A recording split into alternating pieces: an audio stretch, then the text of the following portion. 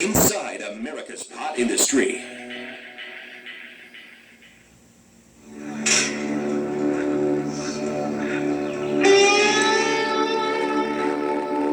Welcome to Ukiah, California.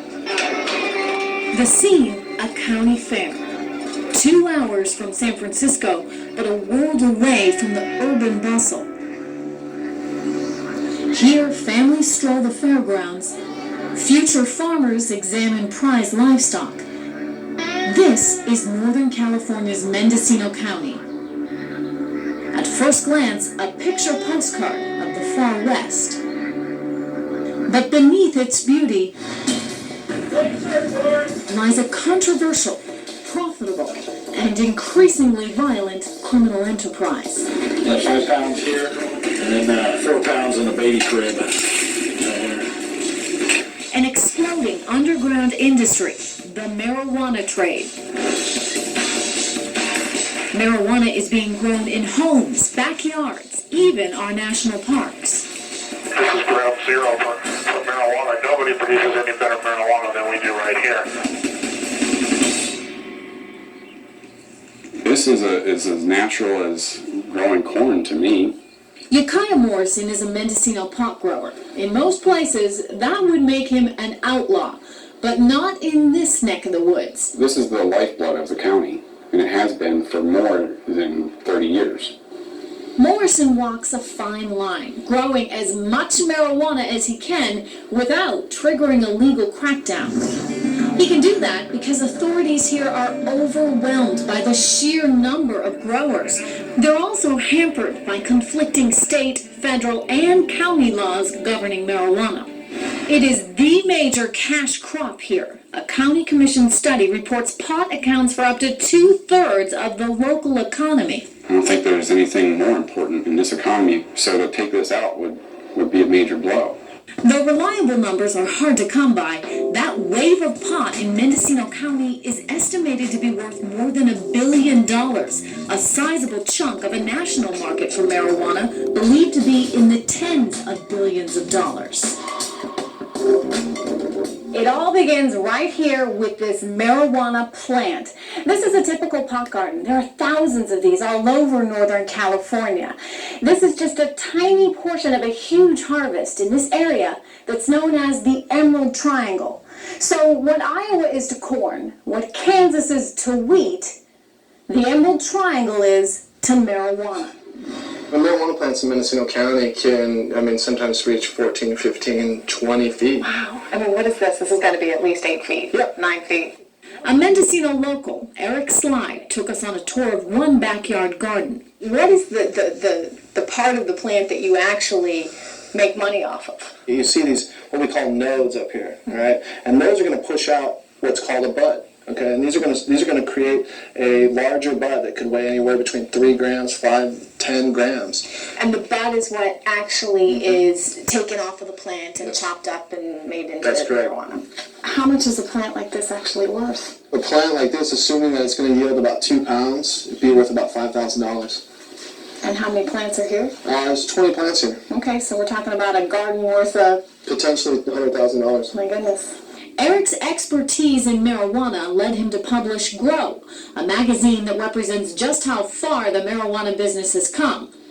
For what marijuana is in this region, it's not very well documented. For people who live in these areas, marijuana as a topic deserves a larger forum. His magazine displays photos like this. They provide an extraordinary glimpse into a drug-based economy.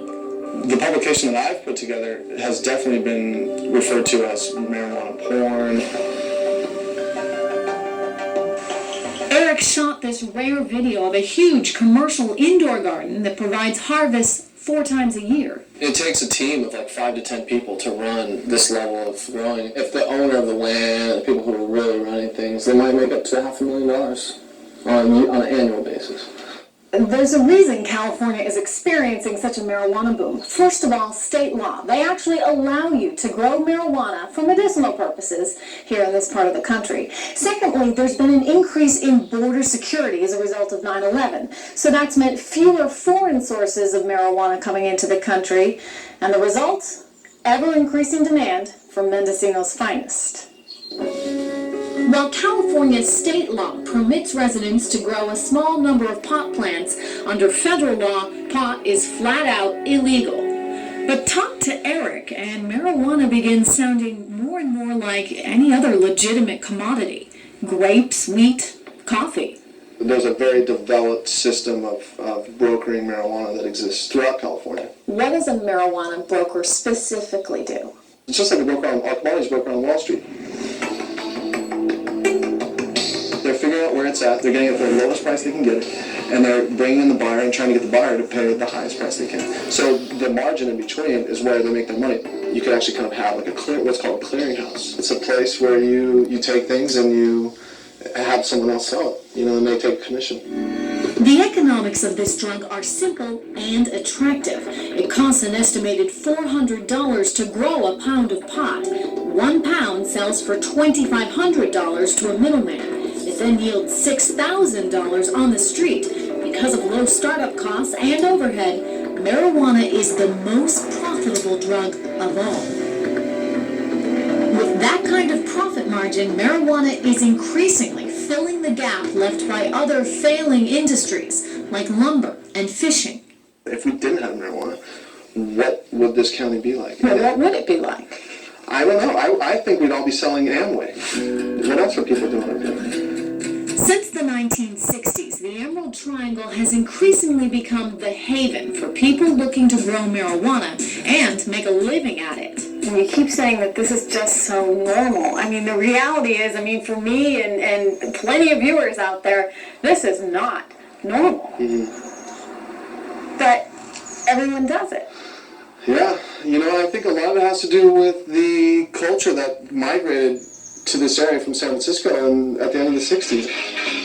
But those hippies, the liberal hippies, really learned how to turn marijuana into a serious business that's generating a ton of cash up there. How about this? How about their kids learn how to turn it into serious cash? There you go.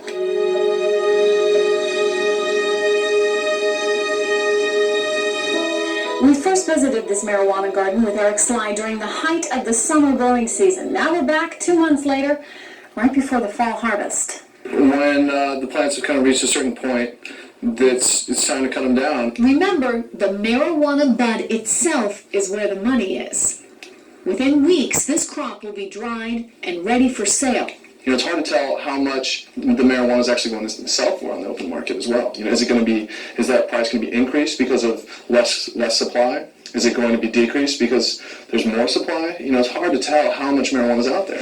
The basic law of supply and demand, just a normal part of life in Northern California's Emerald Triangle. Sometimes I feel like I'm in a bubble because I just really don't know what it's like to not grow marijuana. Coming